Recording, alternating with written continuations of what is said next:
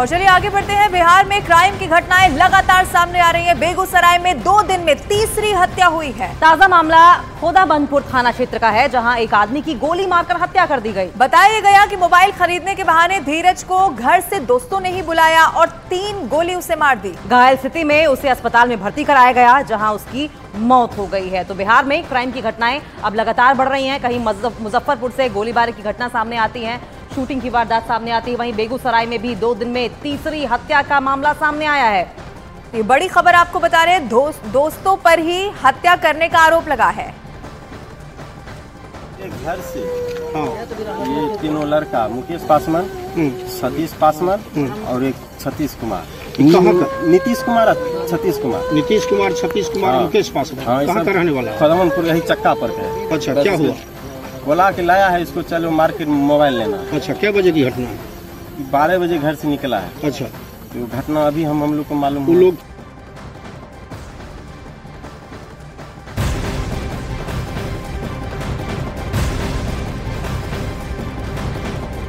और बात इस वक्त की एक और बड़ी अपडेट की कर लेंगे। बिहार के वैशाली से बड़ी खबर सामने आ रही है, जहां पैक्स अध्यक्ष को अपराधियों ने गोली मार दी है। घायल पैक्स अध्यक्ष अस्पताल में भर्ती है। अपराधियों ने ललन सिंह को 2 गोली मारी है। बताया ये गया कि ललन सिंह इससे पहले मुखिया भी रह चुके हैं। तो देखिए, एक तरफ बेगूसराय, वहीं बिहार के वैशाली से भी एक शख्स को गोली मारने की घटना सामने आई है। ये बड़ी खबर हम आपको बता रहे हैं। एक के बाद एक बिहार से ऐसी घटनाएं, और इसीलिए सरकार पर भी सवाल उठाए जा रहे हैं।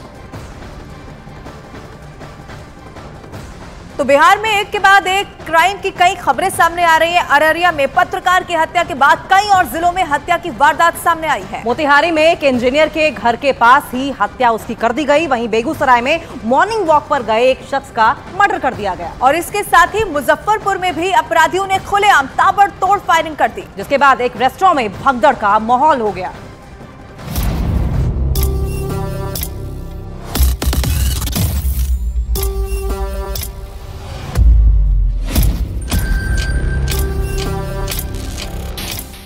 बिहार में क्राइम आउट ऑफ कंट्रोल, अपराधी बेखौफ, बिहार में खौफ। शहर शहर हत्या से हड़कंप। अररिया, बेगूसराय, मुजफ्फरपुर, मोतिहारी, इस फहरिस्त में बिहार के और भी कई जिले हैं जहां अपराधी बेखौफ हो गए हैं। कहीं गवाह की हत्या कर दी गई, तो कहीं लोगों में खौफ पैदा करने के लिए ताबड़तोड़ फायरिंग की गई। हालात ऐसे हो गए हैं कि कब, कहां और कौन गोली चला दे, हत्या कर दे, फायरिंग और लूट को अंजाम दे दे, कोई कुछ नहीं कह सकता। सबसे पहले बात अररिया की करते हैं। वहां एक पत्रकार की हत्या 18 अगस्त को हुई। पत्रकार विमल यादव अपने भाई की हत्या के एकमात्र गवाह थे और दावा है कि गवाही से ठीक पहले उनकी अपराधियों ने हत्या कर दी। लेकिन अब विमल यादव का परिवार इंसाफ मांग रहा है। पत्रकार विमल यादव की पत्नी ने हत्या की जांच सीबीआई से कराने की मांग की है। वहीं मृतक की मां ने मृतक की पत्नी के लिए सरकारी नौकरी की मांग की है। इसीलिए कानून को छोड़ दिया। केंद्र राष्ट्रीय जांच कीजिए। कोई साधारण आदमी तो थे नहीं, पत्रकार थे। जांच तो होना चाहिए। किस लेवल पे जांच होना चाहिए? चौथा आसम थे न देश का, वो सीबीआई जांच करे। उधर पत्रकार विमल यादव के पिता ने आरोप लगाया कि विमल ने पुलिस को बताया था कि उसकी जान को खतरा है। उन्होंने पुलिस से सुरक्षा की गुहार लगाई थी। न कोई लाभांश की बात है, नहीं कोई सुरक्षा की बात चल रहा है। एक थानेदार का काम है कि वो 4 पुलिस 2 दिन से दे रहा है। उसको जो अगर सूचना दिया गया थाना में कि हमारे ऊपर वार होने वाला है, उसको डेरा पर देना चाहिए फोर्स, नहीं दिया। क्यों नहीं दिया? हालांकि अररिया के एसपी ने बताया कि 8 में 4 आरोपियों को गिरफ्तार कर लिया गया है। बाकी आरोपियों की तलाश में छापेमारी की जा रही है। 8 नामजद अभियुक्त हुए हैं, जिसमें 4 अभियुक्तों की गिरफ्तारी हो चुकी है, जिसमें एक विपिन हैं जो भरगामा थाना है वहीं के रहने वाले हैं, एक भवेश हैं जो बेलसरा रानीगंज के रहने वाले हैं, एक आशीष हैं जो बेलसरा रानीगंज के रहने वाले हैं, और उमेश हैं जो कोशिकापुर उत्तर रानीगंज के रहने वाले हैं। इनकी गिरफ्तारी हुई है। अररिया में भाई की हत्या के गवाह पत्रकार विमल यादव की हत्या के बाद अब बेगूसराय में एक रिटायर्ड टीचर को मौत के घाट उतार दिया गया, और इसकी वजह भी गवाही ही बताई जा रही है। दावा है कि रिटायर्ड टीचर अपने बेटे की हत्या के मामले में गवाह थे। वो आरोपियों को सजा दिलाना चाहते थे और इसी वजह से अपराधियों ने उनको सरेआम गोली मार दी, जिसमें मौके पर ही जवाहर चौधरी की मौत हो गई। बताया गया कि रिटायर्ड शिक्षक जवाहर चौधरी मॉर्निंग वॉक पर गए थे। इसी बीच उनकी हत्या कर दी गई। फिलहाल पुलिस पूरे मामले की छानबीन में जुटी है।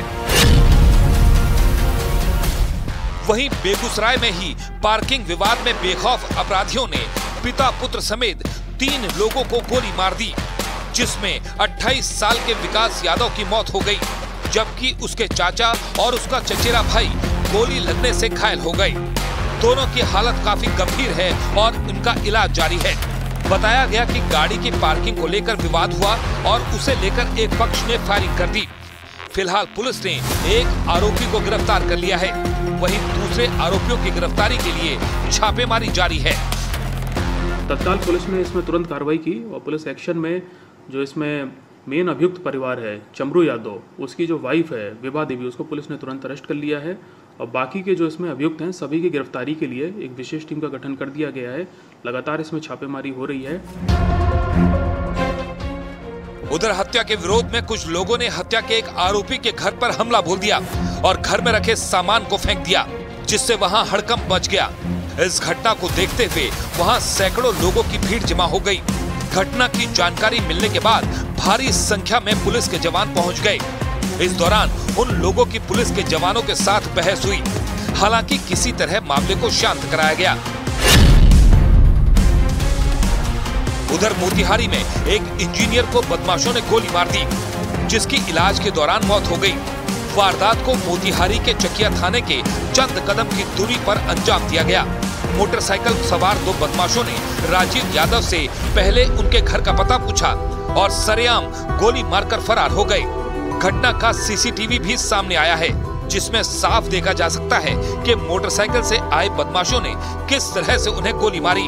गंभीर रूप से घायल राजीव को जब अस्पताल ले जाया जा रहा था तो रास्ते में ही उनकी मौत हो गई। पुलिस ने घटनास्थल से 2 खोखे बरामद किए हैं। पुलिस ने केस दर्ज कर मामले की जांच शुरू कर दी है। बिहार के मुजफ्फरपुर में एक रेस्टोरेंट में सरेआम ताबड़तोड़ फायरिंग की गई, जिससे लोगों में खलबली मच गई। रेस्टोरेंट में मौजूद ग्राहकों ने टेबल के नीचे छिपकर अपनी जान बचाई। अचानक हुई ताबड़तोड़ फायरिंग से लोग दहशत में आ गए और टेबल की ओट में रेंगकर लोग बाहर निकले। पुलिस का दावा है कि रेस्टोरेंट मालिक को डराने के लिए घटना को अंजाम दिया गया। धार्मिक रूप से ऐसा लगता है कि डराने के लिए उन्होंने ये घटना कारित की है, क्योंकि जो लोग यहाँ चला रहे थे, होटल या रेस्टोरेंट के मालिक यहाँ चला रहे थे, जो लोग यहाँ पर बैठे थे, तो उनको भयभीत करने के लिए ये घटना कारित की गई है। किसी को टारगेट करके ये घटना नहीं की गई है। घटना इससे बड़ी भी हो सकती है। वारदात के वक्त वहां करीब 50 लोग थे। पुलिस ने वारदात के वक्त वहां मौजूद लोगों के बयान दर्ज कर लिए हैं। अब पुलिस अधिकारी सीसीटीवी के आधार पर मामले की जांच में जुटे हैं।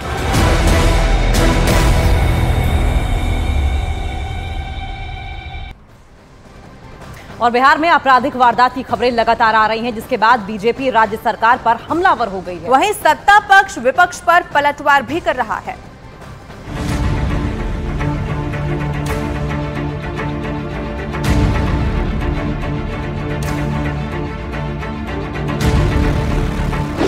बिहार में शहर शहर क्राइम पर उबाल।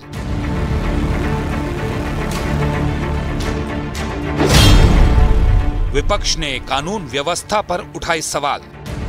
मुजफ्फरपुर में जबरदस्त फायरिंग हुई है। रेस्टोरेंट के आसपास शहर के बीचों बीच कहीं किसी शिक्षक की हत्या हो गई है। अपराधियों को संरक्षण देने का आरोप। सबसे पहले इस तस्वीर को देखिए। ये बिहार की राजधानी पटना के पौष इलाके बेली रोड की तस्वीर है, जहां डायल 112 कंट्रोल कमांड ऑफिस के सामने ही कानून व्यवस्था की धज्जियां उड़ाई गईं, जब एक महिला से अपराधियों ने सोने की चेन लूट ली।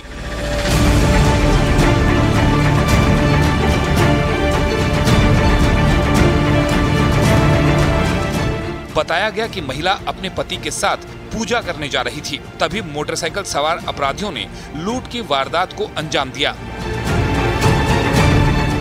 अब सवाल ये है कि जब 112 कंट्रोल कमांड ऑफिस का इलाका ही सुरक्षित नहीं है, तो बिहार के लोग कैसे सुरक्षित हैं?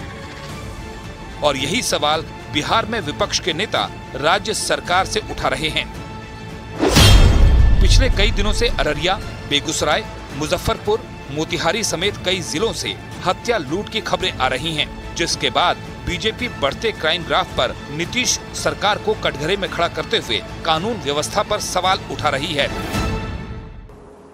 नीतीश बाबू, आपसे बिहार नहीं संभल रहा है, संभालिए, देश की चिंता छोड़ दीजिए। देश नरेंद्र मोदी के हाथ में और उनकी अगुवाई में सुरक्षित है। बीजेपी का कहना है कि नीतीश कुमार से अब बिहार नहीं संभल रहा। वहीं बिहार विधानसभा में नेता प्रतिपक्ष का कहना है कि बिहार में जंगलराज है। उन्होंने सीधे सीधे बिहार के मंत्री पर अपराधियों को संरक्षण देने का आरोप लगाया। गुंडा माफिया राजू स्थापित कर दिए हैं, बालू माफिया, जमीन माफिया, दारू माफिया, साला ये सरकार में बैठा लोग संरक्षित कर रहा है। उधर आरजेडी ने बीजेपी के आरोपों का जवाब देते हुए कहा कि पुलिस अपना काम कर रही है, अपराधियों को बख्शा नहीं जाएगा। बिहार में जो भी अपराधी, जो भी घटना घटी है, देखिए कार्रवाई हुई है। अररिया में 4 लोगों की गिरफ्तारी हुई है। लगातार पुलिस प्रशासन अपना काम कर रही है। लेकिन जेडीयू नेता और मंत्री विजय चौधरी ने बीजेपी पर पलटवार किया और बेवजह हो हल्ला मचाने का आरोप लगाया। अब कहीं आपराधिक घटनाएं घट जाती है, दुखद घटनाएं हैं, सरकार को अफसोस होता है, मुख्यमंत्री स्वयं दुख प्रकट करते हैं और जल्द से जल्द अपराधी की पहचान कर कार्रवाई भी कर दी जाती है, फिर भी वो उसी का झाल कीर्तन बजाते रहते हैं। फिलहाल बिहार में बढ़ते क्राइम पर जहां विपक्ष राज्य सरकार पर हमलावर है, वहीं पुलिस के ऊपर कानून व्यवस्था को सुधारना और कानून का राज कायम करने की चुनौती है।